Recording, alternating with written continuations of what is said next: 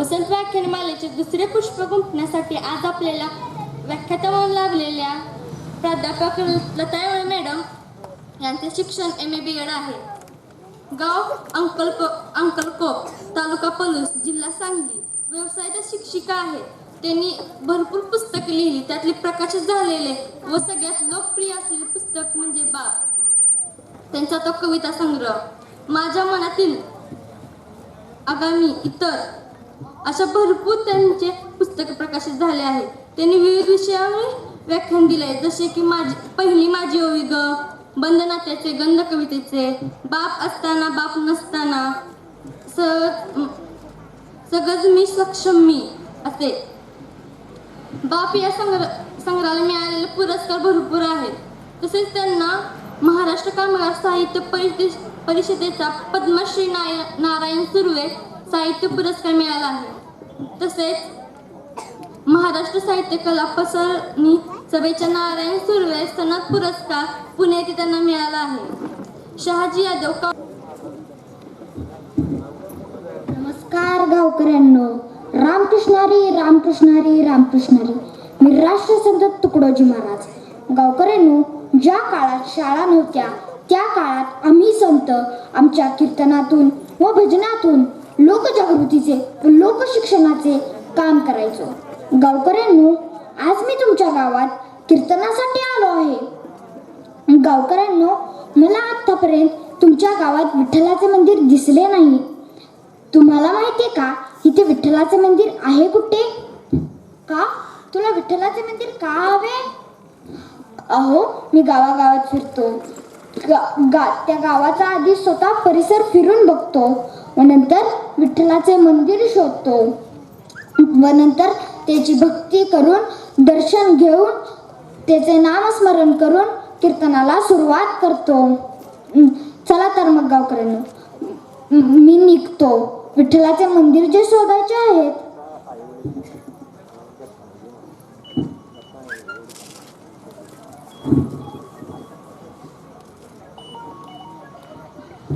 अरे रे, तिथे एक माणूस नाल्यात काम करणारे दिसतोय. चला त्यालाच विचारून पाहूया. थोड्या वेळ तुला लिंक पाठवतो, तयार करायला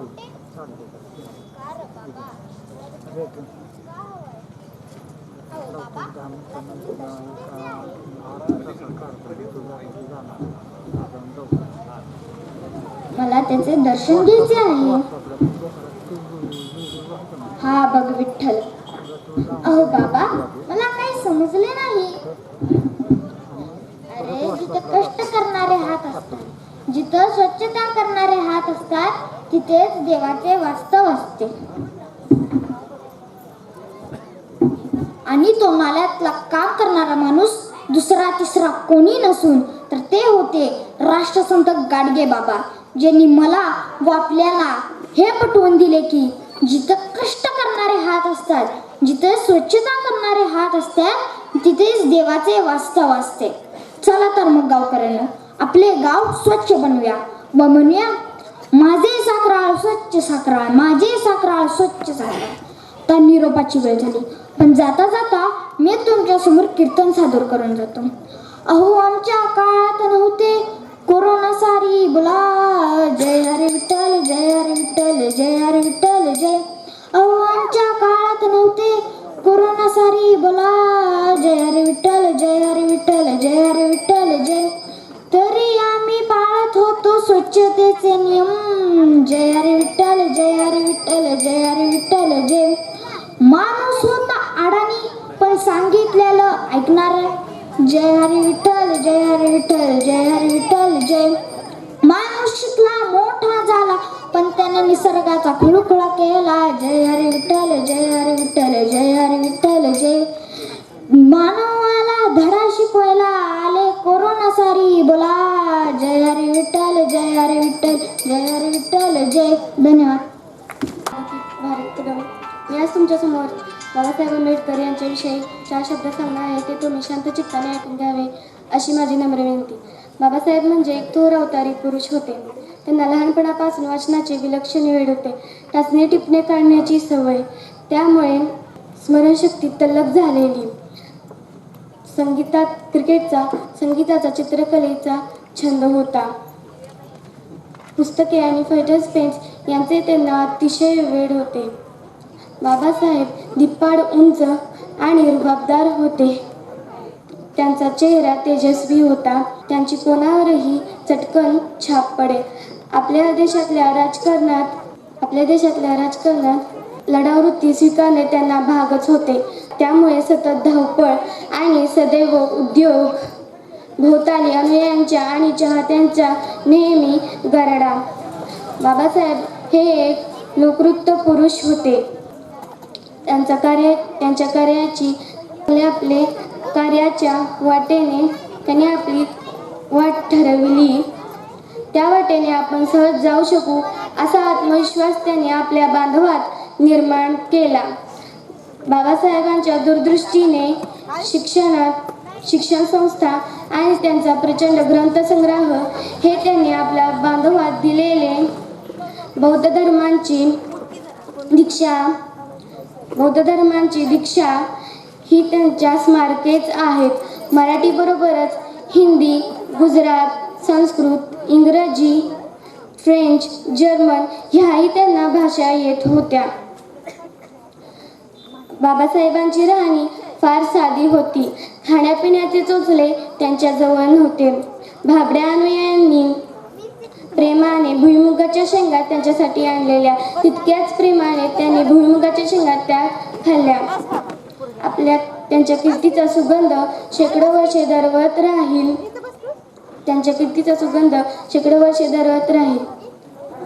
धन्यवाद. तर असे होते आपले बाबासाहेब आंबेडकर. जवाहर सार्वजनिक वाचनालय साखराळे आणि तुम्हा सर्वांचे शिक्षक संघटना यांच्या संयुक्त विद्यमानं होत असलेली ही वसंत व्याख्यानमाला, म्हणजे नावातच वसंत आहे. चैतन्य अशा अर्थानं जर वसंत शब्दाचा अर्थ घेतला तर मला वाटतंय हे चैतन्य गेली 37 वर्ष आणि येणारी अनेक वर्ष, अगणित वर्ष हा सगळा चैतन्यदायी प्रवास असणार आहे तुमचा. त्यामुळे मी स्वतः तुम्हा सगळ्या एकत्रित संयोजकांचं अतिशय मनापासून सुरुवातीलाच अभिनंदन करते. मला ह्या गोष्टीचा निश्चित आनंद आहे की एखादी व्याख्यानमाला 1-2 वर्ष नव्हे, 10-20 वर्ष नव्हे, तर 37 वर्ष अखंड चालू आहे. ही मला वाटतंय वैचारिक जगासाठी आणि सांस्कृतिक जगासाठी अतिशय महत्त्वाची अशी गोष्ट आहे. त्यामुळे तुम्हा सर्वांचं मी मनापासून अभिनंदन करते. ह्या व्याख्यानमालेच्या संदर्भात बोलावं असं जर ठरवलं तर एक अखंड व्याख्यान होईल. इतकं काय काय मला ऐकायला मिळाले आणि फार मनापासून या गोष्टीचा मला आनंद आहे. हे सगळं बोलल्याशिवाय मी माझ्या विषयाकडे येणारच नाही असा मोह व्हावा, इतके सुंदर उपक्रम तुम्ही राबवले. तर कितीतरी गोष्टींचा उल्लेख राहील सुद्धा, पण काही गोष्टींचा उल्लेख तर मला जरूर करावा असं वाटेल. त्यातली पहिली गोष्ट म्हणजे विद्यार्थ्यांचा, मुलांचा आणि त्यातही मुलींचा अत्यंत उत्स्फूर्त आणि अग्रक्रमानं सहभाग मला या व्याख्यानमालेत दिसतो. त्यामुळे त्यांच्यासाठी जरा जोरदार टाळ्या. आजच्या छोट्या पण खऱ्या अर्थानं मोठ्या सूत्रसंचालिका दोघी जणी आहेत, म्हणजे फार छान बोलतात. त्यांचे उच्चार तुम्ही जर ऐकलेत तर खरंच आपल्याला असं वाटतं की किती छान आहे, अजिबात चुकीला वाव नाही, अशा पद्धतीचं संचलन त्या करतात, सई आणि रिया. त्यामुळे त्या दोघींचंही मला कौतुक वाटतंय. जी काही लगबग चालू आहे उत्साहानं आणि हे सगळं जतन करून ठेवलं जाणार आहे अनेक पिढ्यांसाठी. साऊंड सिस्टीम फार छान आहे असं मी सुरुवातीला म्हटलं तर मला खात्री आहे माईक तुम्ही बिघडू देणार नाही. तर विनोदाचा भाग सोडून द्या, पण खरंच साऊंड खूप चांगला आहे. त्यामुळे कसंही आवाज असला वक्त्याचा तरी चालतोय अशी व्यवस्था तुम्ही केलेली आहे. फोटोग्राफर प्रत्येक क्षण टिपतायत. म्हणजे जेव्हा आम्ही काठी घेतलेली असेल हातात तेव्हा असं वाटेल अरे आपण साखराळेच्या व्याख्यानवाले होतो वाटतं 2021 साली. ह्या अशा सगळ्या सुखद आठवणी. आणि माझं राहू द्या, पण काल पिंगळे साहेबांसारखं एक व्यक्तिमत्व ज्यांच्या वाणीला कर्तृत्वामुळे धार आलेली आहे असं व्यक्तिमत्व, उद्या ज्ञानी असणारा माणूस किती नम्र असतो याचं दर्शन ज्यांच्या वक्तव्यातनं तुम्हाला घडणार आहे असे आदरणीय देशमुख साहेब, आणि असं असताना मध्ये तुम्ही मला बरोबर दिवस दिला. मी विचार केला की ह्या पत्रिकेत आपण मध्ये का असावं. त्याचं कारणच मुळात असं आहे की मागच्या वक्त्याकडून काही शिका, येणाऱ्या वक्त्याकडून काही शिका आणि स्वतःला प्रगल्भ करा. अशी संधी आहे साखराळकरांनी माझ्यावर जो विश्वास दाखवलाय त्याच्याबद्दल मी मनापासून कृतज्ञता व्यक्त करते. तुम्ही सगळे जे उपक्रम राबवताय, म्हणजे हल्ली आपण ओरडतो की मुलांना कुठं संधी असते, ते कधी तयार होणार. म्हणजे शाळेत तर आम्हाला विद्यार्थ्यांकडून भाषणं लिहून द्यायची, मग ती पाठ करून घ्यायची. पण मला असं वाटतं अशी व्याख्यानमाला जर असेल जी विद्यार्थ्यांना संधी देते, ज्या मुलांना सुरुवातीपासून बोलण्याचा सराव आहे आणि विशेष म्हणजे मुलं वाचतायत, मला ह्या गोष्टीचा उल्लेख करावासा वाटतोय की दर आठवड्याला तुम्ही काय वाचलं ह्याचा एक प्रकारे वृत्तांत ऐकवता एकमेकांना. आणि मला आता बोलण्याच्या ओघात अनेक मुलींनी असं सांगितलं की जवळपास आम्ही जर 15-16 जण असो तर एका वेळी 15-16 पुस्तकं वाचल्याचा आनंद मिळतो, कारण प्रत्येक जण त्याच्यावरती व्यक्त होतं. ही फार आणि फार मोठी गोष्ट आहे. म्हणजे एका बाजूला आपण म्हणतो की काय करते पोरांना, बघेल तेव्हा मोबाईलमध्येच असतात, असं काही नाहीये. तुम्ही काय देता त्याच्यावरती भविष्य ठरणार असतं. आणि मला असं वाटतं की आज तुम्ही इतकं काही दिलंय त्यांना की ही मुलं निश्चित त्यांचा भविष्यकाळ उज्ज्वल आहे. अशी गावं, अशा व्याख्यानमाला दरवर्षी दर गावामध्ये घडायला हव्यात, कारण हा एक प्रकारचा यज्ञ आहे. आणि ह्या ज्ञान यज्ञामध्ये तुम्हाला प्रत्येकाला आपली आपली समिधा टाकायची, मग ती कष्टांची असते. आणि हे सगळं ज्यांनी राबवलंय, ही तुमची सगळी वाचनालयाची जी टीम आहे, त्याचा मला उल्लेख करताना अतिशय आनंद होतो आहे. त्यामध्ये कार्यवाह सन्माननीय किरण पाटील सर, अध्यक्ष शशिकांत पाटील सर, उपाध्यक्ष आणि ज्यांच्यामुळे मला इथं येता आले असे माझे साहित्यिक बंधू डॉक्टर सूरज चौगुले, खजिनदार विजय पाटील, आणि याशिवाय सुद्धा जवाहर सार्वजनिक वाचनालयाची सगळी टीम, या कार्यक्रमासाठी आलेले पत्रकार आणि तुम्ही सगळे जे साहित्यावर, शब्दांवर प्रेम करणारी मंडळी आहात, तुम्हा सगळ्यांचे मी मनापासून सुरुवातीलाच तुम्हा सगळ्यांना धन्यवाद देते. तुमच्या असंख्य व्याख्यानमालांसाठी मनापासून शुभेच्छा देते. आणि मला आज तुमच्याशी ज्या विषयावर संवाद साधायचा आहे तिकडे येते. बंध नात्यांचा रंग कवितेचा असा तो कार्यक्रम आहे. नाती जे तुमचं माझं सुद्धा एक नातं आहे आणि त्या नात्याला पुन्हा उजाळा मिळावा म्हणून तुम्ही मला बोलवले. काळ झपाट्याने बदलतो, कोण कुणासाठी थांबत नाही असं आपण म्हणतो. म्हणजे इतकं काही काही घडतंय आयुष्यामध्ये. मालिकांची वेळ झाली की बायका टीव्ही समोरून हलत नाहीत असा आरोप केला जातो. ज्यांनी साखराळ्यातलं चित्र बघितले तो वक्ता धाडस करणार नाही असं विधान करायचं. इतकी भरपूर उपस्थिती आहे. त्यामुळे तुमचं सगळ्यांचं खरं तर कौतुक आहे. तुमच्या लाडक्या सिरियलला टाटा बाय बाय म्हणून तुम्ही ऐकण्यासाठी आलाय, म्हणजे तुमचा कान तयार आहे आणि तुम्हाला ते ऐकायचं. इतकंच नव्हे तर तुमच्या लेकरांना ऐकवायचं, ह्याचं मला फार कौतुक वाटतं. काय बोलणार मी कवितेवर? बंध नात्यांचा, हे नातं आहे आणि ते मला आज कवितेतनं मांडायचंय. एका गावात कार्यक्रमाला गेले होते. त्याला म्हटलं, एक छोटा शाळकरी मुलगा होता, त्याला म्हटलं बाळा रे तुला कविता माहिती आहे का?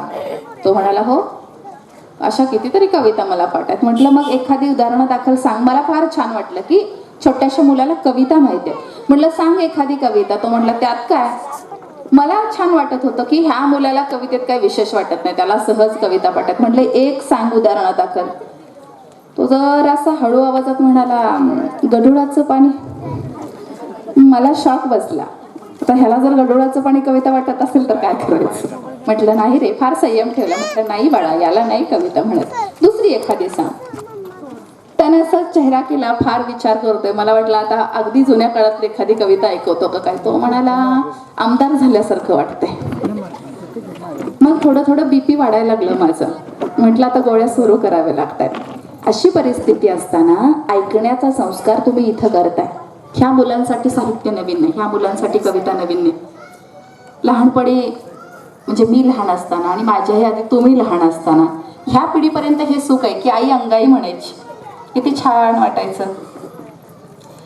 निंबोनीच्या झाडामागे चंद्र झोपला ग बाई, आज माझ्या पाडसाला झोप का ग येत नाही. बाळ झोपलंच पाहिजे, आता झोपेलच ह्याची खात्री नाही.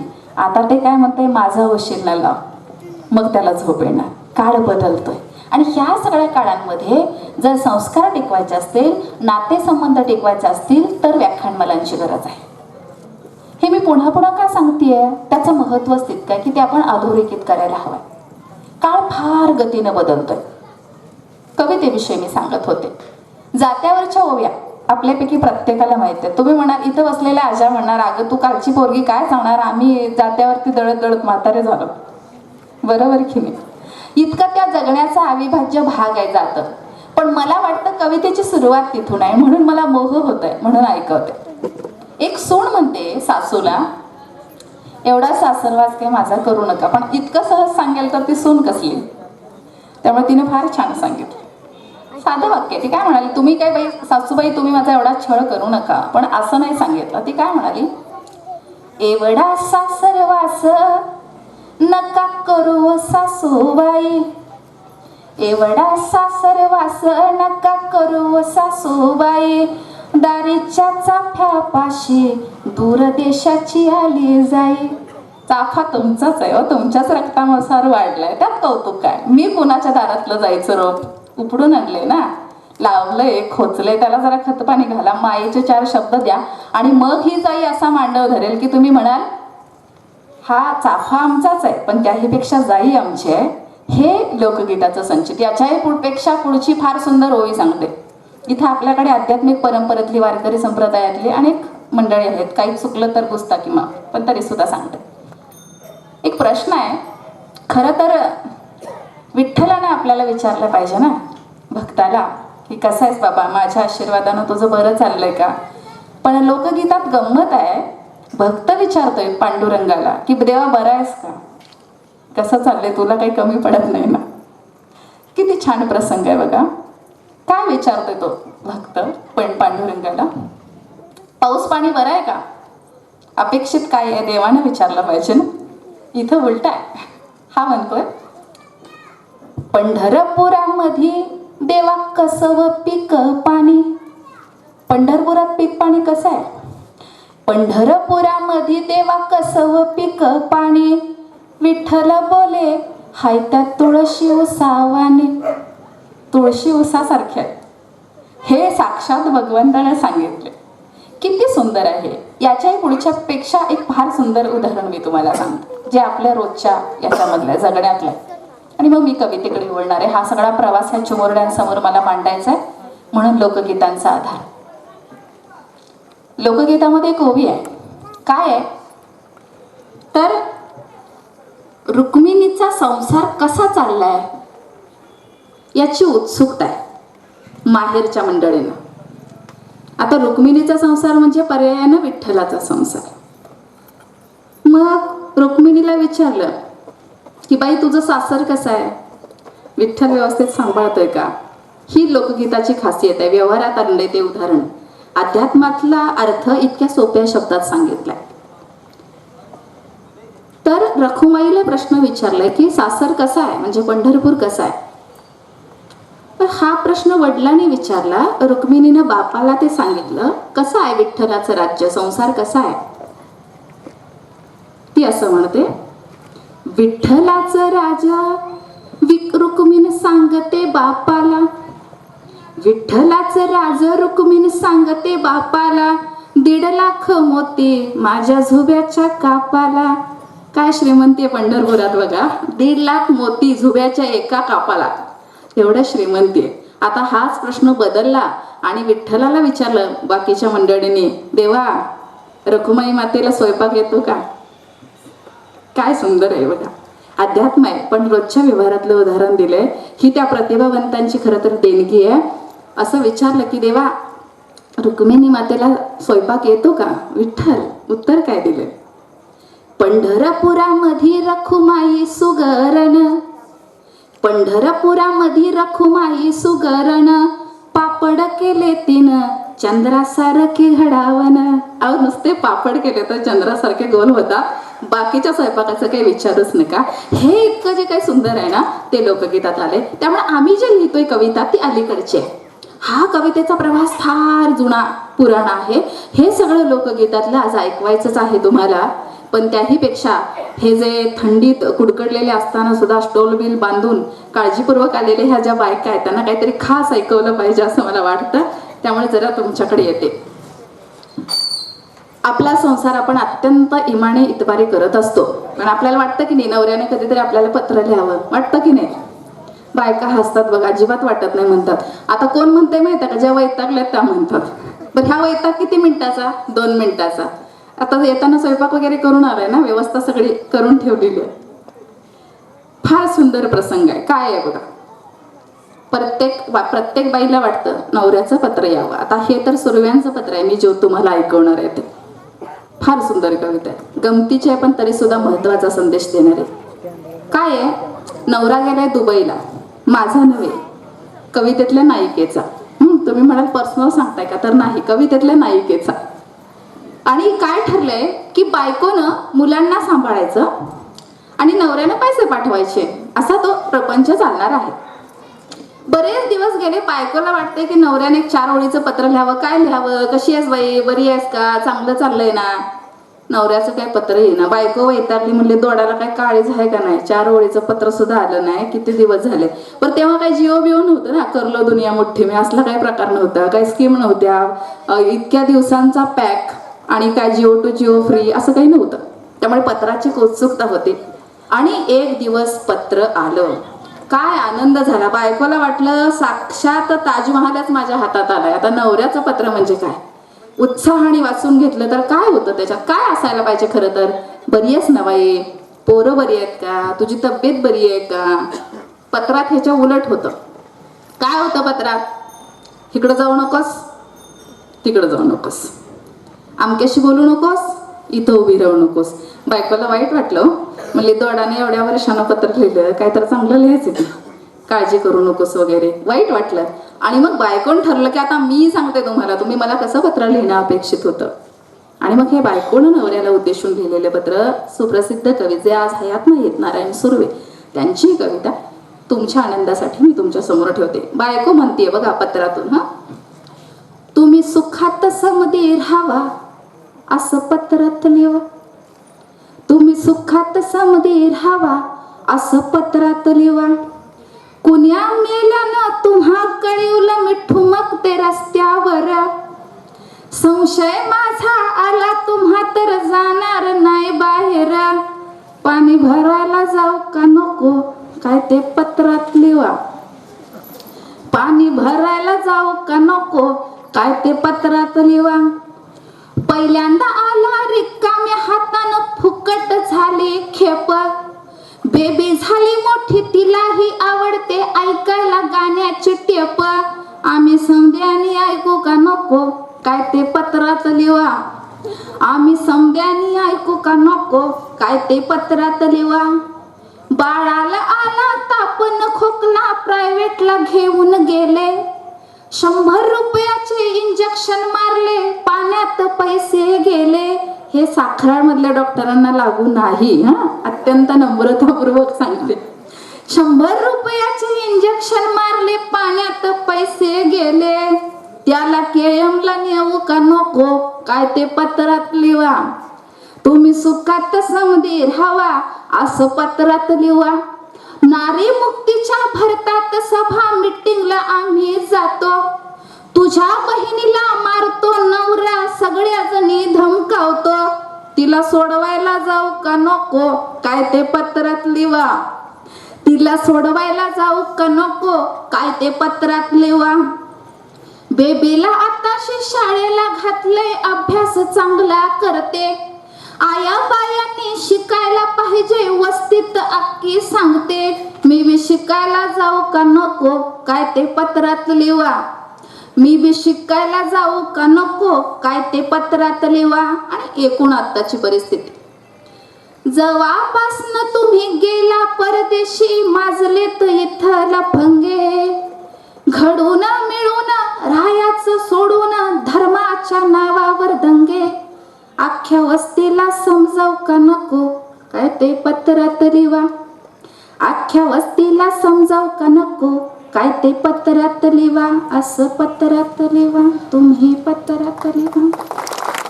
सोलापूर जिल्ह्यातले एका खेडेगावात कार्यक्रम होता. जरा उशिरा सुरू झाला, म्हणजे जवळपास 9:30ला सुरू झाला. मग आता म्हटलं ठीक आहे, कवी संमेलन होतं, 3 जागे होतो. सुरू झाला उशिरा तर उशिरा लोक उशिरा येत असतील, काही अडचण असेल असं वाटलं. आणि कवी संमेलन सुरू झालं. छान कविता एका पाठोपाठ एक होत होत्या, उत्तम दाद मिळत होती. आणि जसा जसा वेळ जाईल तसं असं वाटायला लागलं की बाबा काहीतरी चुकतंय. इतकं कसं काही लोकांना कविता आवडतीये. 2 तास होऊन गेलेत. 9:30, 10:30, 11:15 झाल्यानंतर संयम सुटायला लागला. आणि मी म्हणाले आमच्यासोबत जे कवी होते त्यांना की काय हो, म्हटलं सर असं वाटत नाही का जरा काहीतरी चुकतंय, कारण बराच वेळ झाला. नाही म्हणाले, आता लोकांना कविता आवडतात. म्हटलं मी थांबले. पण सतत अस्वस्थता की काहीतरी चुकतंय. मग आमच्यातल्या एका सरांना राहवलं नाही. त्यांनी समोरच्या एका आजोबांना विचारलं, काय हो आजोबा, म्हणे एवढी कविता आवडते का? 9:30ला सुरू झालाय कार्यक्रम, जवळपास 11:30 होत आले. तेव्हा आजोबांनी दिलेलं उत्तर एवढं भारी होतं. ते असं म्हणाले, काय आहे म्हटले, आमच्याकडे रात्र पाळीला म्हणजे रात्री 12 वाजता पाणी येते. एवढा वेळ सोसले म्हटले ना, आता अर्ध्या तासानं काय होते. तर असं सोसण्यासाठी साठवणमधलं कोणी आलेलं नसावं असं मला वाटतं. एवढा तुमचा कान तयार आहे. एक वेगळी कविता तुमच्या समोर ठेवते. मी मगाशी आलेल्या एकूण सगळ्यांशी जी चर्चा केली आणि वाचनालय जाता जाता बघितलं, त्याच्यावर एक असं वाटलं की फार जे उपयोगाचं आहे ते दिलं जाते. आपल्यापैकी प्रत्येकाकडे मोबाईल आहे, बरोबर? असं एकही माणूस नाही की ज्याच्याकडे मोबाईल नाही. आणि जवळपास 4G आहे सगळ्यांकडे आता, कारण तंत्रज्ञान बदलते. त्या 4Gची एक कविता फार सुरेख आहे. पण दुर्दैवानं त्या कवीचं नाव मला माहिती नाही. त्यामुळे मी जिथं जाईल तिथं असं सांगते की ही कविता ज्याची कुणाची आहे त्याला मी ह्याचं श्रेय देते आणि ही कविता सादर करते. कारण खूप प्रयत्न करून सुद्धा त्या कवीचा शोध नाही लागू शकला. म्हणून अत्यंत नम्रपणे सांगते की हे ज्यांनी कुणी लिहिलं असेल त्याला ह्या कवितेचं श्रेय देते आणि ही कविता तुमच्या समोर ठेवते. फार सुरेख आहे, तुमच्या माझ्या जगण्याशी संबंधित आहे, म्हणून मला ते ऐकवायचं, विशेषतः तरुण पिढीसाठी. मी उपदेश नाही करणार बाळांनो, पण जे वास्तव आहे ते मांडायचं. तर मला माहिती आहे की तुम्ही सगळे सुजाण आहात, सुज्ञ आहात. कविता आहे 4G डाउनलोडिंग. आता डाउनलोड हा शब्द काय आपण ऐकला नाही असं होत नाही. अपलोड डाउनलोड रोजचे शब्द आहे. फार सुरेख आहे कविता. 4G downloading. मुंबईचा मित्र फोनवर बोलत होता. आता पापणी लवस तर सगळं दनादन डाउनलोड होतंय की नाही बघ. हाय का नाही मज्जा. मी शांतपणे ऐकत होतो. बोलावं की न बोलावं 2Gच्या डाउनलोडिंग सारखं. बोलावं की न बोलावं 2Gच्या डाउनलोडिंग सारखं. शेवटी चाचरत बोललोच. माझं एक काम करशील का मित्रा? अरे बोल की, काय काय घेऊन येऊ सांग. गावाकडे येताना घेऊनच येतो. काय काय डाउनलोड करू? मी पुन्हा जोड बोललो. जमलं तर एक कर. भरलेलं आभाळ डाउनलोड करता आलं तर बघ.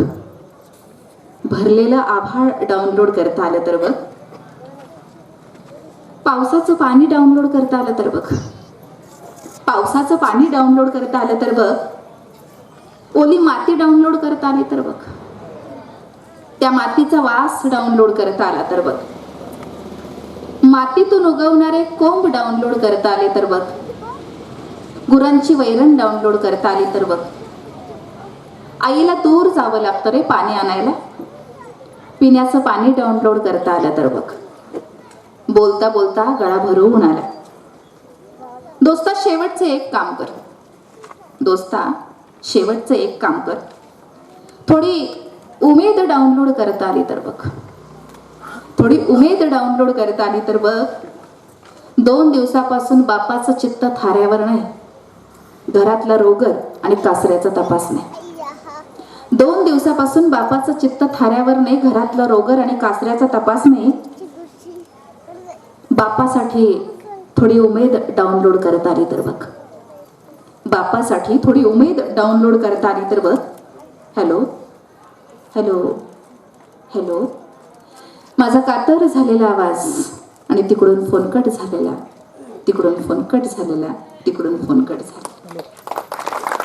हे असं सगळं धकाधकीचं असताना आपल्याला एकमेकांशी जोडून ठेवणारे जे नातेसंबंध आहेत ते टिकले पाहिजे.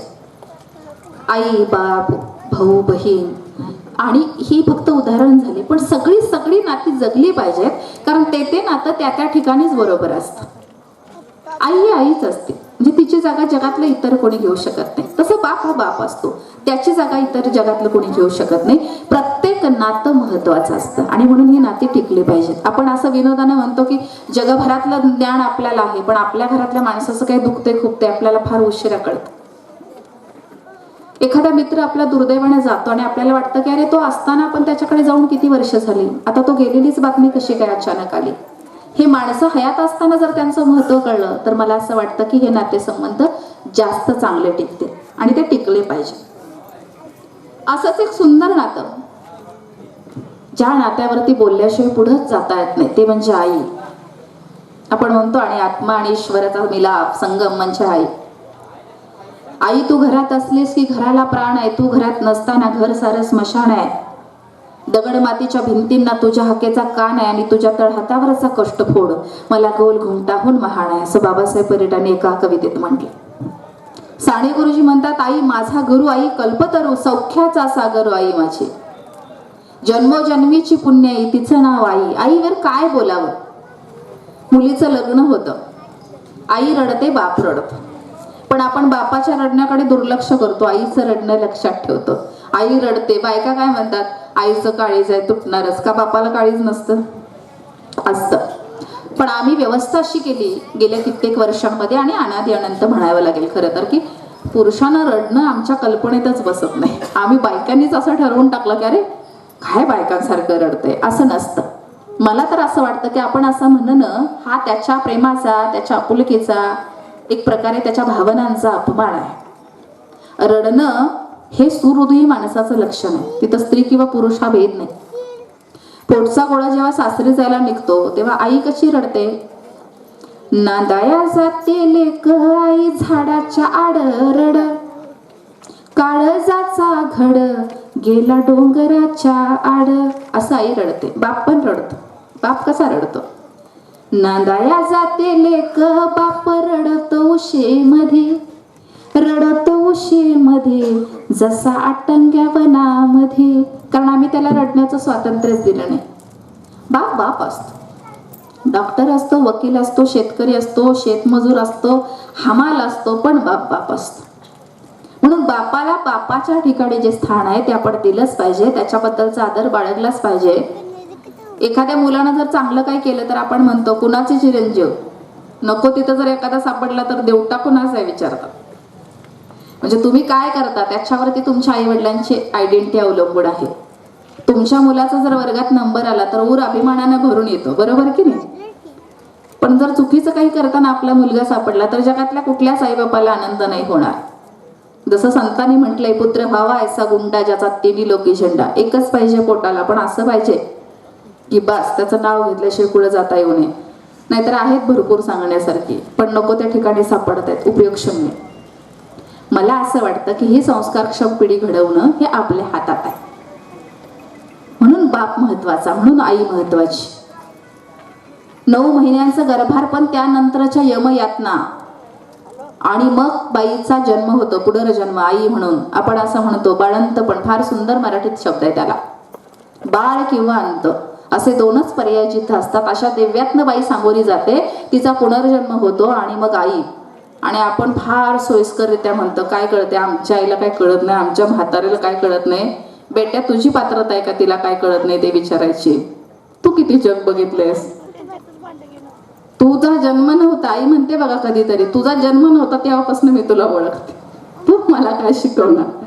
पण पिढी बदलते, मतं बदलत असतात, काळ झपाट्याने बदलत असतो आणि मग ज्याला आपण जनरेशन गॅप म्हणतो ते होत असतं.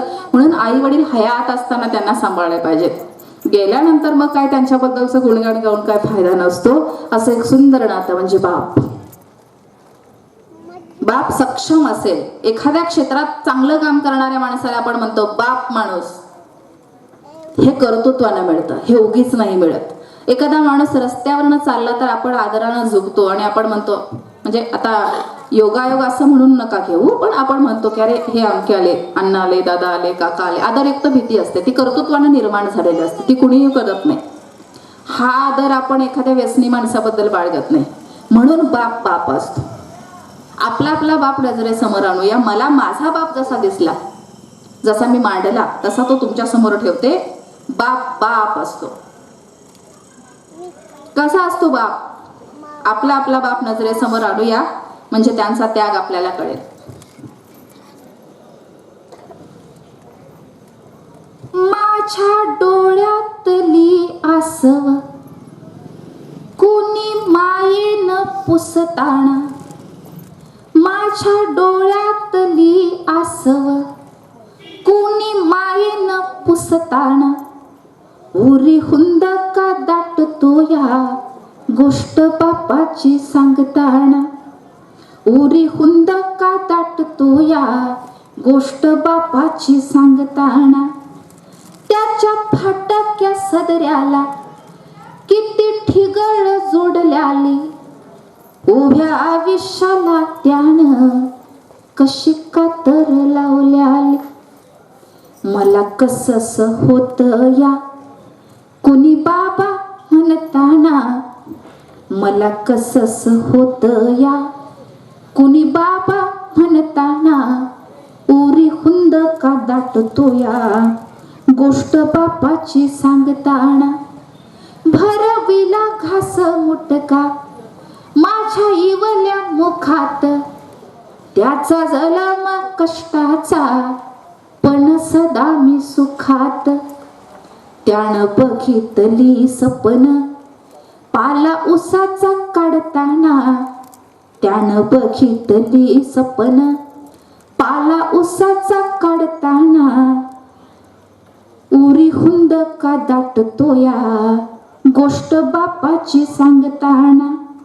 माझ्या अंगावरी त्यानं रग मायेचा घातलेला, झोपडीत गळताना बाप तसाच झोपल्याला.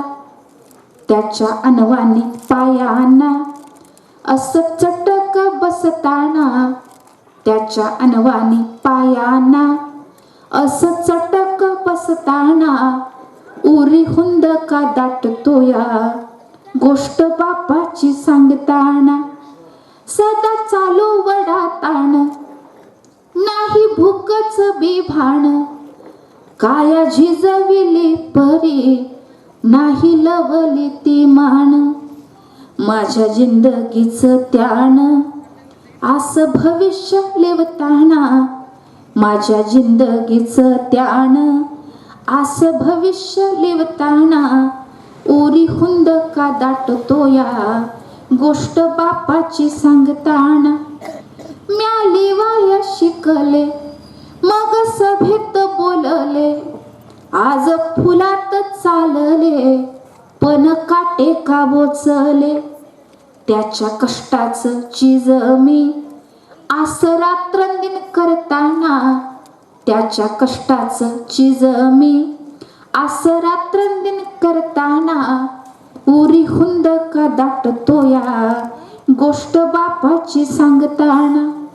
उभा जलम घालवला अशा पेटत्या वनव्यात, पण भिजले मी कशी त्याच्या मायेच्या पावसात.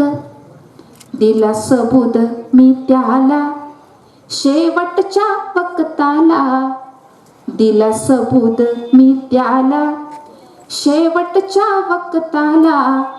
माझं जीवन घडवीन नाव तुमचंच घेताना, माझं जीवन घडवीन नाव तुमचंच घेताना. मंडळी, संस्कारांचं आणि नात्यांचं महत्त्व बिलकुल कमी होत नाही. असंच एक बाईच्या आयुष्यातलं महत्त्वाचं नातं म्हणजे भाऊ. तो रक्षाबंधनाला आणि भाऊबीजेला आला नाही तरी चालतं, पण तो असायला पाहिजे. असं म्हणतात की बहिणीला भाऊ एकतरी असावा, शिनल्या जीवाला एका रातीचा विसावा. सासरी काय जरी असलं, किती जरी श्रीमंती असली तरी बाईचं माहेरवर फार प्रेम असतं, असायला पाहिजे.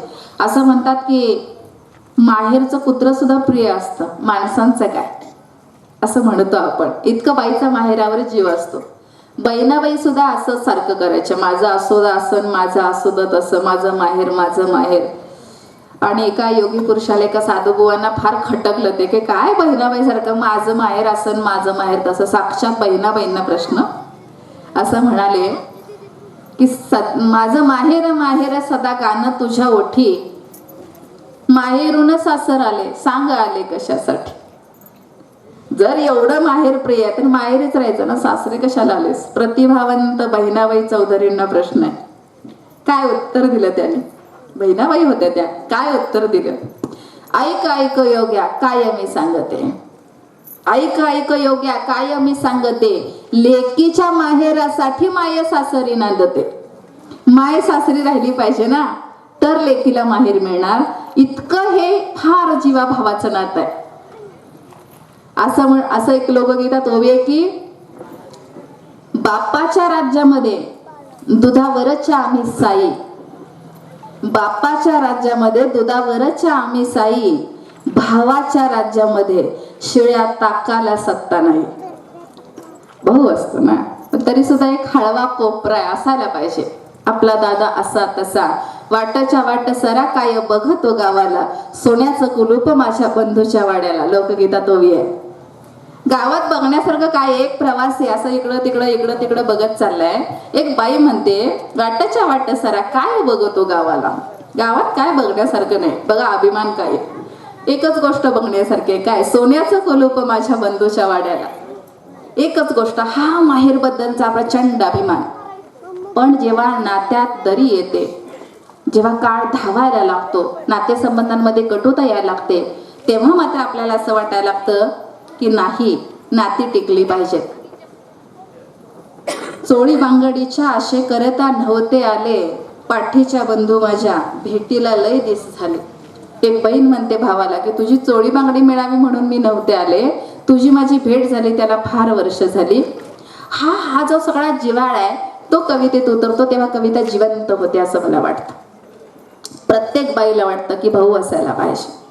काय मागतो बहिणीकडून भाऊ किंवा बहीण भावाकडून? काहीच नाही मागत. त्या नात्याची गोष्ट. दुर्दैवानं काळ बदलतोय आणि मग ओरखडा उठणाऱ्या काही घटना घडतात. नाही असं नाही, पण त्याचं प्रमाण फार शून्य. त्याच्यासाठी आपण सरसकट सगळ्यांना बदनाम करायची काही गरज आहे असं मला नाही वाटत. अजूनही तो हळवा कोपरा आपल्या मनात जिवंत आहे. त्या भावाची ही माझी कविता. कवितेचं नाव आहे धागा. तुझ्या मनगटावर दादा बांधला मी धागा, तुझ्या मनगटावर दादा बांधला मी धागा. ठेव काळजात तुझ्या मला थोडी तरी जागा, ठेव काळजात तुझ्या मला थोडी तरी जागा. तुझा फुलू दे संसार वेल जाओ मांडवाला, तुझा फुलू दे संसार वेल जाओ मांडवाला. शिनलेला माझा जीव येतो तुझ्या विसाव्याला, शिनलेला माझा जीव येतो तुझ्या विसाव्याला. तुझी काकरी नको रे, तुझा बांधही नको रे. स्वखुशीनं देत असाल तर भाग वेगळा. तुझी काकरी नको रे, तुझा बांधही नको रे. तुझ्या भरल्या घरात मला कोपरा असू दे, तुझ्या भरल्या घरात मला कोपरा असू दे. माझ्या जीवाचा धगाटा आयुष्याचा रे उन्हाळा, माझ्या जीवाचा धगाटा आयुष्याचा रे उन्हाळा. आता कुठं उतरला माझ्या घरी पावसाळा, आता कुठं उतरला माझ्या घरी पावसाळा. बाप कष्ट लाजून झाला माय मातीमय झाली, बाप कष्ट लाजून झाला माय मातीमय झाली. कापलेल्या आयुष्याला आता घट्ट साय आली, दुखावलेल्या आयुष्याला आता घट्ट साय आली, तुझ्या माझ्या भवताली घट्ट नात्यांचे रिंगण, तुझ्या माझ्या भवताली घट्ट नात्यांचे रिंगण, नाही तुटायाचे असे वेड्या मायेचे बंधन, नाही तुटायाचे असे वेड्या मायेचे बंधन. तर हे असं सगळं जे आहे नात्यांमधला जो हळवा कोपरा आहे तो जास्तीत जास्त समृद्ध केला पाहिजे. पण तो कधी होतो? मी माझ्या सावलीपुरतं आकाश बघितलं तर नाही होणार. म्हणजे आपली फार अपेक्षा असते की दुसऱ्यांना आपलं कौतुक करावं, दुसऱ्यांना आपल्याला मदत करावी. आम्ही बायका, म्हणजे मी माझ्यासह घेते त्यांच्यामध्ये, की आपण असं म्हणतो की काय बाई आणखीन काय इतकं केलं तिच्यासाठी, तिनं माझ्यासाठी काहीच केलं नाही, अशा अपेक्षा ठेवून जर काही करत असतो तर काय उपयोग नसतो. आमच्या म्हणजे एकूण प्रत्येक घरात कप बशा फुटत असतात, होय की नाही? काही जणांच्यात आठवड्यातनं एकदा फुटतात, काही जणांच्यात मूडवर फुटतात, काही जणांच्यात महिन्यातून कधीतरच फुटतात. ज्यांच्यात सारख्या कपबशा फुटतात ते घर फार सुखी असं समजायचं, कारण रोजच भांडणं, त्यामुळे रोज संवाद, रोज बोलणं असं समजूया. एक 8 दिवस जर आपण घरातून बाहेर पडलो, म्हणजे बायको असो, बहीण असो, आई असो, कुणीही, 8 दिवसांनी जेव्हा बाई तिच्या घरात येते तेव्हा तिला प्रश्न पडतो, आपण आपल्याच घरी आलोय? अशा वस्तू बदललेल्या असतात, वेगवेगळ्या ठिकाणी गेलेल्या असतात, चमचा गायब असतो, वाटी गायब असते, आणि बायकांचा जीव भांड्यात एवढा अडकलेला असतो. एखादी वाटी बघा शेजारणीकडे जाते की नाही, मग आपल्याला डाऊट असतो की बहुतेक तिच्याकडे आहे, पण धाडस नसतं. आता कसं म्हणायचं, खात्री नाही ना आहे का नाही. मग आपण त्या घरी जातो, गप्पा मारतो, आणि सहज, अगदी सहज बोलता बोलता बोललोय असं वाटावं, असं वातावरण करून म्हणतो आमची एक वाटीच दिसत नाही. शेजारीन जर वस्ताद असेल तर ती पण थांग पत्ता लागू देत नाही. ती म्हणते होय काय असं कोणाच्यात, तर अगं बाई तुझ्यात आहे का ते सांग, हे तो विचारायचं होतं मला. असं आपण म्हणत नाही. मग आपण काय करतो, घरी येतो आणि चूक चुकतो. मग आपल्याला असं वाटतं की अरे तिच्यातच आहे का, तिच्यातच आहे का, असं आपण सतत, आणि मग एक दिवस शोध लागतो. मग आपण म्हणतो बघा बाई तिच्यातच होती, द्यायची का नाही तेव्हा, मला झोप लागत नव्हती. बरं हे जर तुम्ही तुमच्या नवऱ्याला सांगितलं तर नवऱ्याला काय बायका वेड्यात बाबा, चमच्यातून वाटीत कुठं जीव लावतात, होय म्हणतात की नाही. सर्रास सगळ्या घरातले पुरुष माणसं असं म्हणतात, म्हणजे आमच्या घरचा हा समाज आहे, काय बायकांचा जीव ताटात आणि वाटेत. अरे बाबांनो, ताटावर वाटीवर जीव लावतो म्हणून संसार टिकलेत. जर जीव नाही लावला ना तर सगळीच भांडी घराच्या बाहेर जाते, एक दिवस पत्ता सुद्धा लागणार नाही. ह्या बायकांची ही कविता आहे. वेड्या असतात बायका. कशा असतात बायका? वेड्या असतात बायका. वेड्या असतात बायका, जीव लावतात घरादारावर, ताटावर, वाटीवर, चमच्यावर सुद्धा. वेड्या असतात बायका, जीव लावतात घरादारावर, ताटावर, वाटीवर, चमच्यावर सुद्धा. कधी ओक्साबोक्षी रडतात, त्रागा करतात, दिलखुलास हसतात, घरातल्यांसाठी स्वतःला झोकून देतात, मुळं एकीकडे ठेवून दुसरीकडे रुजतात. मुळं एकीकडे ठेवून दुसरीकडे रुजतात. स्वतः सावली होतात आणि सावली शोधत फिरतात. स्वतः सावली होतात आणि सावली शोधत फिरतात. पिलं उडून गेल्यावर हताश होतात. प्रेम करतात, त्याग करतात, चाचपडतात, धडपडतात, तरी उठतात. खरंच वेड्या असतात बायका. खरं तर त्या शहाण्या असतात म्हणून होतात वेड्या. त्यांना वाहून न्यायचं असतं ओझं पिढ्यानपिढ्याच्या संस्कारांचं, टिकवायची असते संस्कृती आणि घडवायचा असतो माणूस, म्हणून वेड्या होतात बायका. म्हणूनच वेड्या होतात बायका. त्यामुळे हे वेडेपण आपण सांभाळूया. ते सांभाळलं तर संस्कारक्षम पिढी घडवण्यासाठी आपण त्याचा उपयोग करू शकतो. एक वेगळी कविता मी घेणार आहे. हळूहळू मी समारोपाकडेच येते. मला दिलेल्या वेळेत मी आपला निरोप घेणार आहे. एका विषयावरती मला तुमच्याशी बोलायचं होतं. ते असं, मोबाईलच्या काळात, तंत्रज्ञानाच्या काळात आपण इतके वाहवत चाललोय. म्हणजे बघा, रस्त्याने तुम्ही चाललाय अशी कल्पना करा. तंत्रज्ञानाचं एक उदाहरण म्हणून सांगते. तुमच्या हातात तुमच्या खिशात साधारण 1,00,000 रुपयांचा मोबाईल आहे, आपण असं समजू. घडू नये कुणाच्या बाबतीत, पण एक उदाहरण म्हणून सांगते.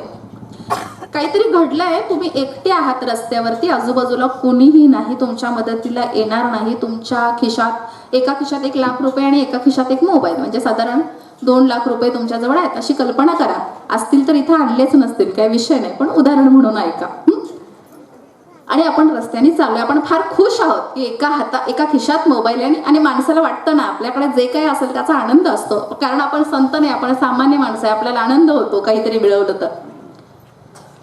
आणि अचानक तुमच्या छातीत असं धडधडायला लागलं. झालेलं काहीच नाही, साधी नॉर्मल धडधड आहे, अचानक झाला शरीरात बदल. काय वाटेल हो पहिल्यांदा? मोबाईल घ्यावा आणि बघावा असं वाटेल काय? किंवा पैसे कशा दिसतात नोटा बघाव्यात असं वाटेल काय? नाही. पहिल्यांदा तुम्ही इकडं तिकडं बघणार की मदतीला कोणी आहे का. दुसऱ्या क्षणाला तुम्ही असा विचार करणार, आता जर ही धडधड वाढली, हा हार्ट अटॅक नसेल ना, बीपी वाढला नसेल ना, आता मला मदत कशी मिळेल? एक 100 प्रश्न तुमच्या मनात निर्माण होतील आणि तुम्हाला असं जाणवेल की हे काही खरं नव्हे, हा जो पैसा आहे तो तुमच्यासाठी उपयोगाचा नाही. त्या क्षणाला जिवंत हाडामासाचा माणूस यायला पाहिजे आणि त्यानं तुम्हाला मदत करायला पाहिजे. तुमचा मोबाईल हा खिशातून ऑटोमॅटिक उठून उभा राहिलाय रोबोसारखा, चल बाबा तुला दवाखान्यात नेतो, असं घडणार नाही. एक फार सुंदर उदाहरण होतं, म्हणजे आम्ही किती, आमची पात्रता काय, आमची किंमत काय, ते उदाहरण सांगते आणि समारोपाच्या 2 कविता घेते. काय आहे बघा, एक रानातली वस्ती आहे, नीट ऐका प्रसंग. 2 शेतकरी आहेत आणि रानात ज्याची वस्ती तो एक शेतकरी आहे. साधारण आभाळ आले, पाऊस हळूहळू बारीक बारीक पडतोय आणि मग पुढचं काही व्हायला नको म्हणून रानातली कामं करायला, काहीतरी आवरावर करायला 2 शेतकरी भरभर चालले. पैकी मागं जो शेतकरी एक पुढे गेलाय आणि मागं जो शेतकरी आहे त्याला हा वस्तीवर असणारा शेतकरी काय म्हणतोय, अरे थांब की चहा वगैरे पिऊन जा. तो शेतकरी काय म्हणतो, अरे पाऊस आलाय, मला रानातली कामं आहेत, काहीतरी जनावर वगैरे सोडायच्या, चहा वगैरे प्यायची ही वेळ नाही, पाऊस उठलाय, मी जातो, चिखल होण्याची शक्यता, माझं चप्पल तुटेल, हळूहळू पाऊस पडतोय, माझं चप्पल तुटणार, त्यापेक्षा मी इथं सोडतो, चप्पल ठेवून जाऊ का दारात चप्पल तो सोडतोय. हा आत बसलेला शेतकरी ज्याला चहाची ऑफर दिली तो काय म्हणतो, चप्पल असलं म्हणून काय झालं, दारात कशाला सोडतोयस, आत सोड, एखादं कुत्रं वगैरे घेऊन जाईल किंवा तुटेल, काहीतरी होईल, चप्पल आहे ना ते आत ठेव. बघा आतला शेतकरी सांगतोय, त्यात ते चप्पल आत सोडलं बाजूला आणि तो गेला पुढे गेल्यानंतर काहीतरी घडलं, वीज वगैरे पडली आणि त्याचा मृत्यू झाला. आता त्याच्या पुढे गेलेला शेतकरी एक आहे, तो बघतोय की मागणं येणारा शेतकरी गायबच आहे, काय झालं, मागे येऊन बघतोय तर हा जागेवरच नाहीये, ह्याचा कोळसा झालेला आहे, वाईट वाटतं त्याला.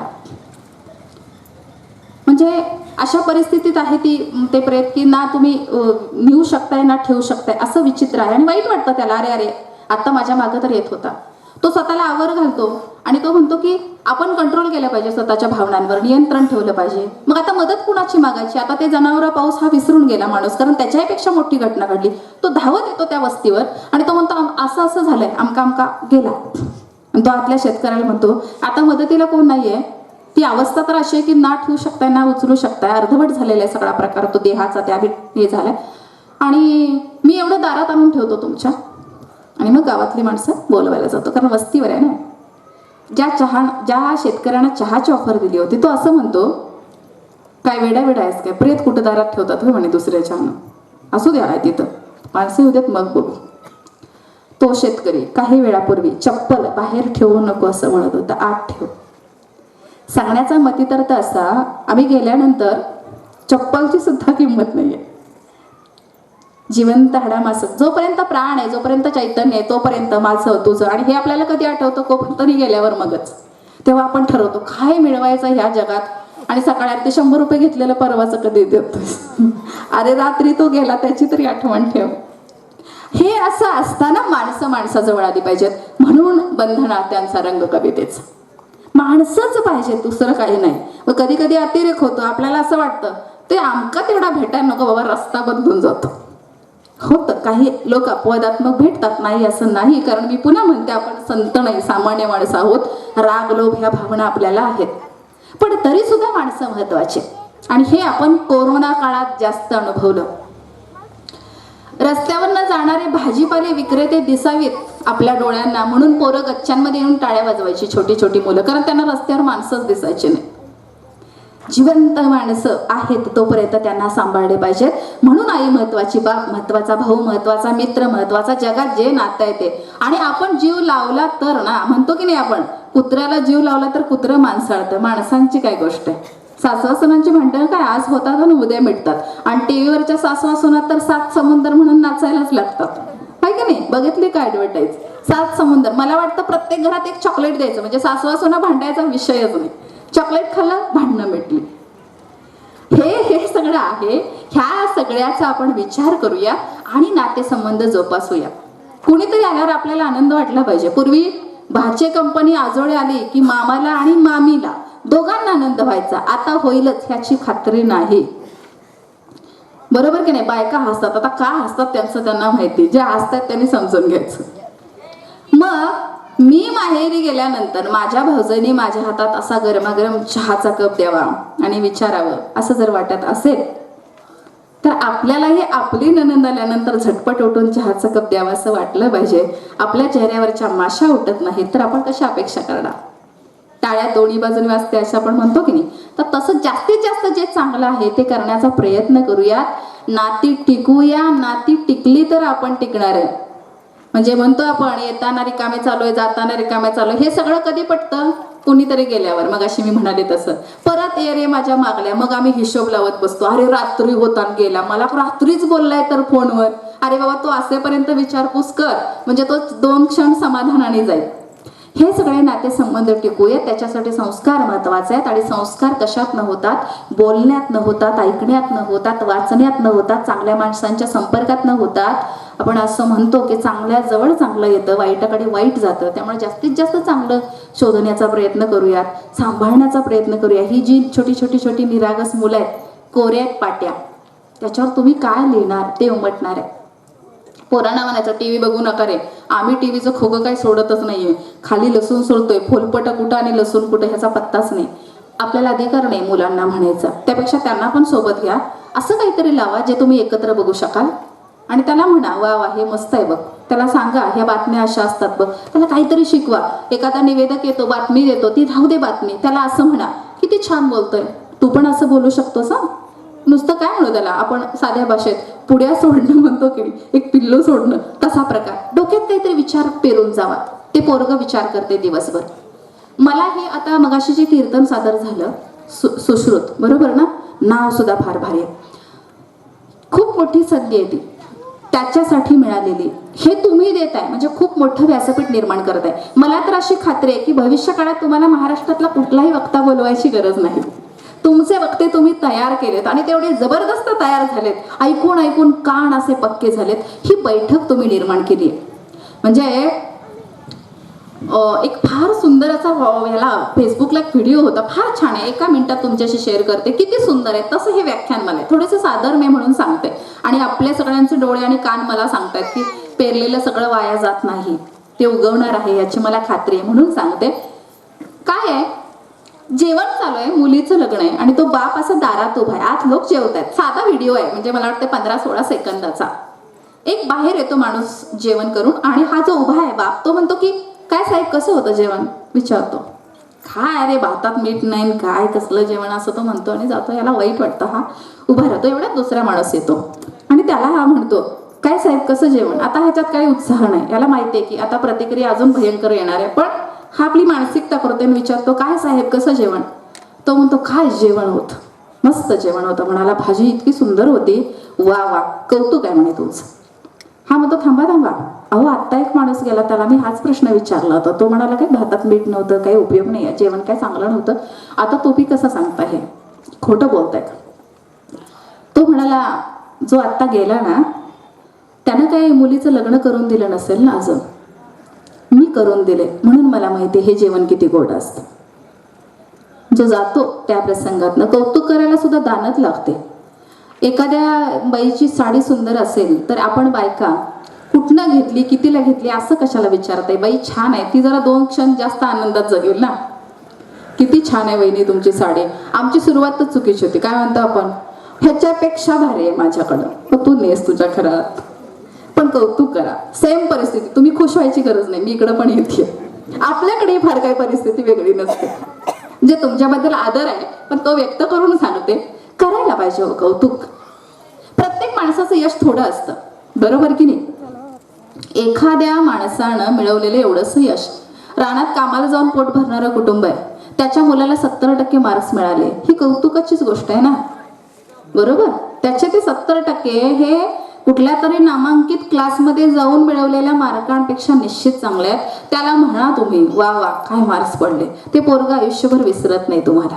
कौतुक केल्याने सुद्धा बऱ्याचशा लोकांना प्रेरणा मिळते, पण चुकीचं नको. काहीतरी चुकीचं काम केले, वा वा एकदाच गेला होतास का, आता पुन्हा जा, असंच व्यसन वाढू दे, अशा शुभेच्छा नाही आपण देऊ शकत.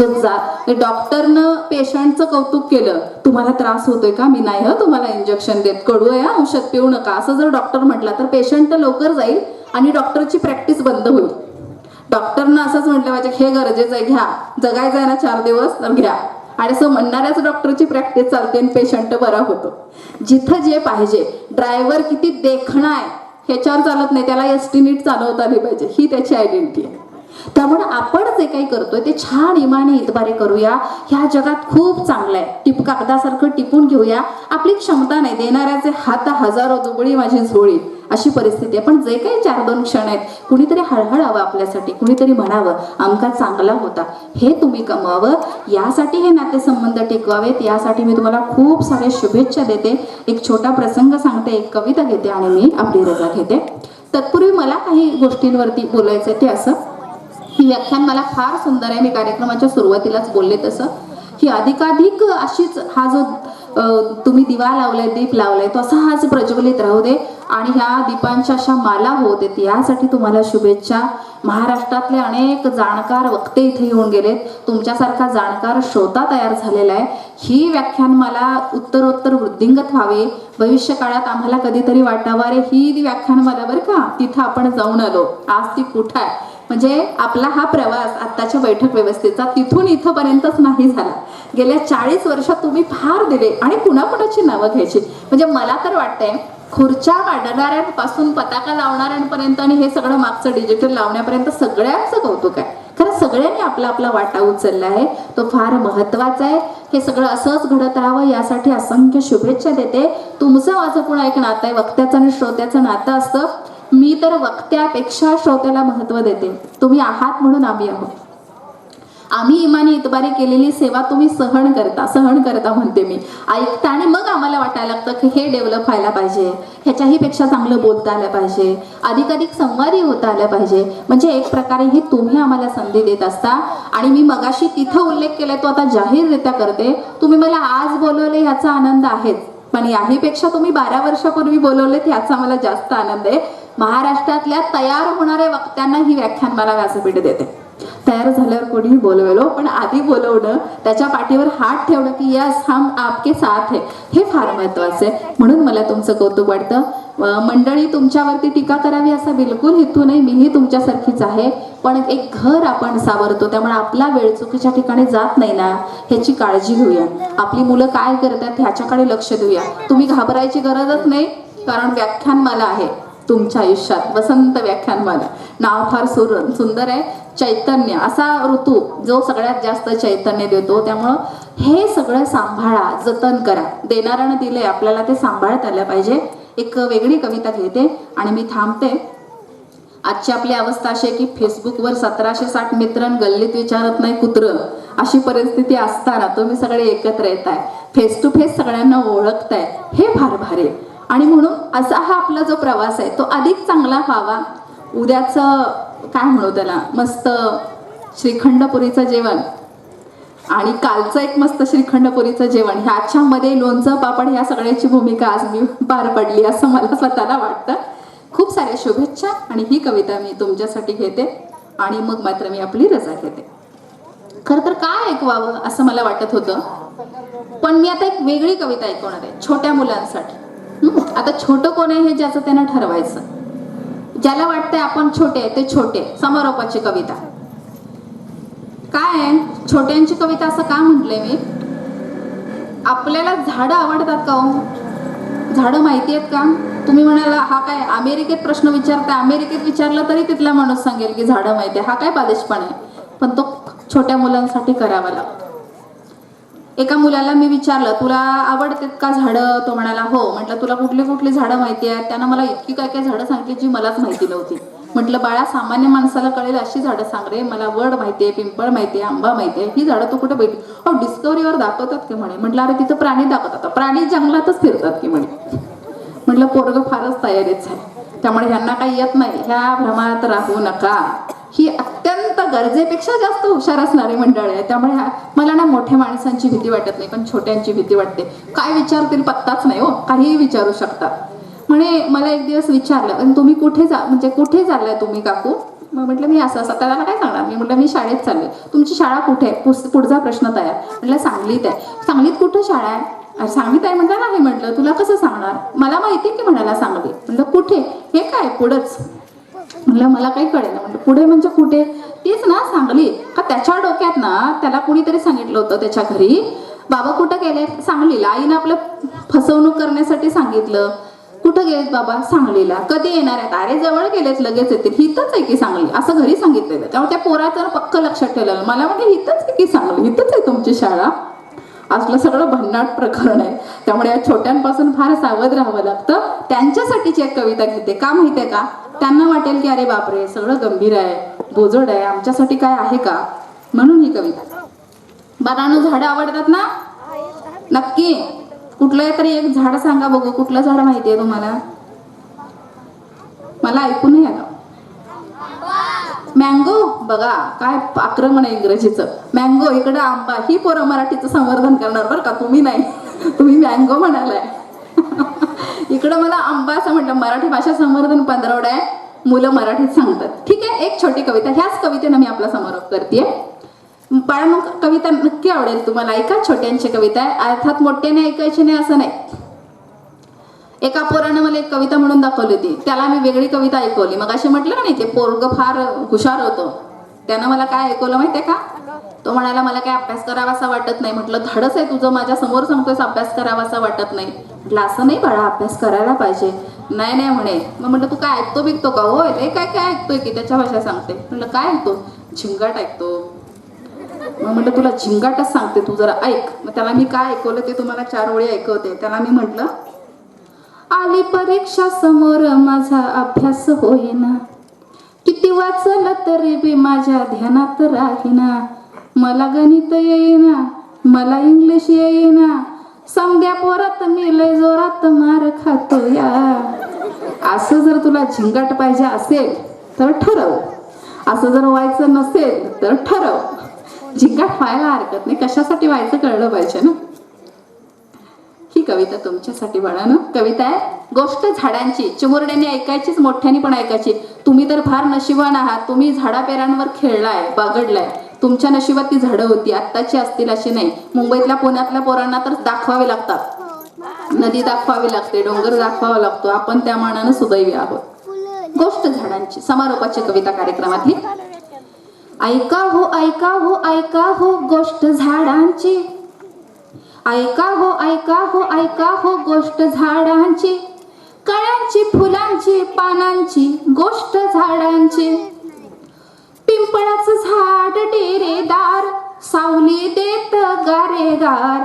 त्याच्या छायेत, त्याच्या मायेत, त्याच्या छायेत, त्याच्या मायेत बसलेल्या पोरा सोरांची. ऐका हो ऐका हो ऐका हो गोष्ट झाडांची. कळ्यांची, फुलांची, पानांची गोष्ट झाडांची. आंब्याचं झाड सांगतं काय? तुमचं मँगोचं. आंब्याचं झाड सांगतं काय? रसदार आंबा देण्याची घाय. चव कैरीची, चव रसाची, चव कैरीची, चव रसाची, जिभेवर रुळल्या फोडीची. ऐका हो ऐका हो ऐका हो गोष्ट झाडांची. कळ्यांची, फुलांची, पानांची गोष्ट झाडांची. बोरीचं झाड छोट फार, झाडाला झाला बोरांचा भार. बोरीचं झाड छोट फार, झाडाला झाला बोरांचा भार. थोडी तुरट, थोडी आंबट, थोडी तुरट, थोडी आंबट, आठवण जशी आजीची. ऐका हो ऐका हो ऐका हो गोष्ट झाडांची. कळ्यांची, फुलांची, पानांची गोष्ट झाडाची. चिंचेचं झाड खुणावत, तोंडाला भारी पाणी सुटत. ह्यांचा प्रांत आहे. चिंचेचं झाड खुणावत, तोंडाला भारी पाणी सुटत. खावाची गुर, खावा मोहर, खावाची गुर, खावा मोहर, शोभा फांद्या फांद्यांची.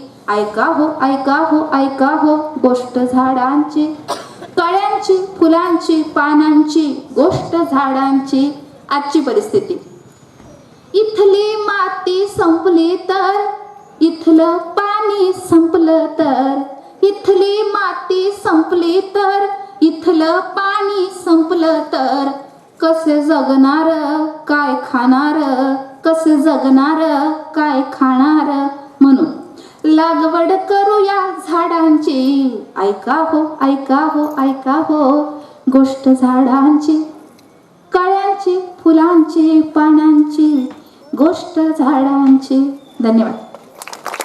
आज मला जवाहर सार्वजनिक वाचनालय आणि शिक्षक संघटनेच्या माध्यमातून वसंत व्याख्यानमालेत बोलता आलं. मला ज्याने बोलवलं ते तुमची सगळी टीम, तुम्हा सगळ्यांना, सूरज चौगुले सरांना मनापासून धन्यवाद. काही खटकलं असेल तर दिलगिरी व्यक्त करते.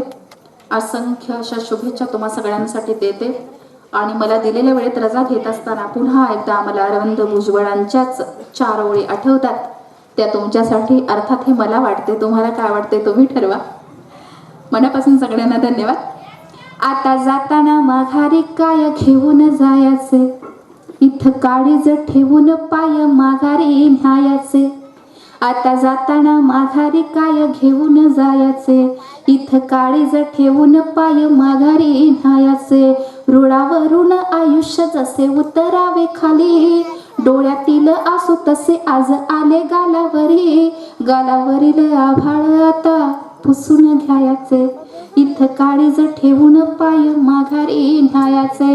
मनापासून धन्यवाद.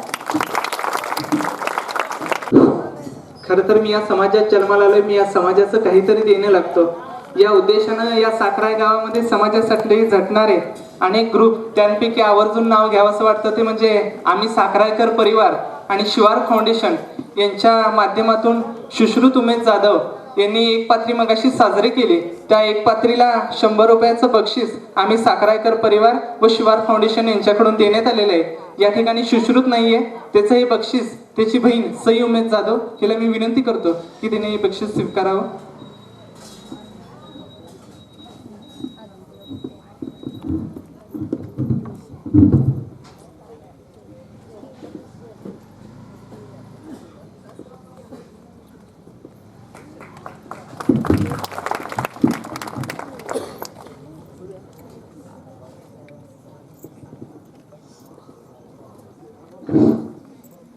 भाषणे झाली, अतिथींच्या येण्याने कार्यक्रमाला शोभा आली. आपल्या मार्गदर्शनाने आम्हाला मिळालेली शेवटची आता आभार प्रदर्शनाची वेळ आली. आजच्या कार्यक्रमाचे आभार मानण्यासाठी मी प्राची जाधव हिला आमंत्रित करते.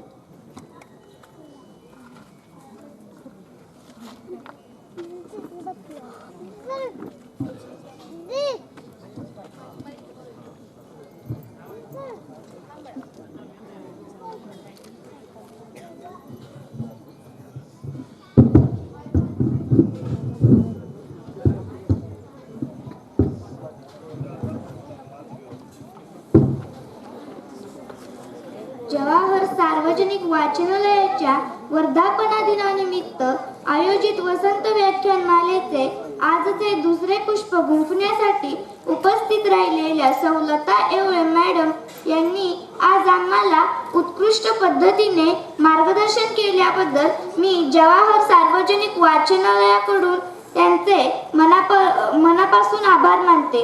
तसेच गावातील सर्व ग्रामस्थांनी आम्हाला अनमोल वेळ दिला त्याबद्दल त्यांचेही मनापासून आभार. आणि हा कार्यक्रम इथेच संपला असे मी जाहीर करते. धन्यवाद.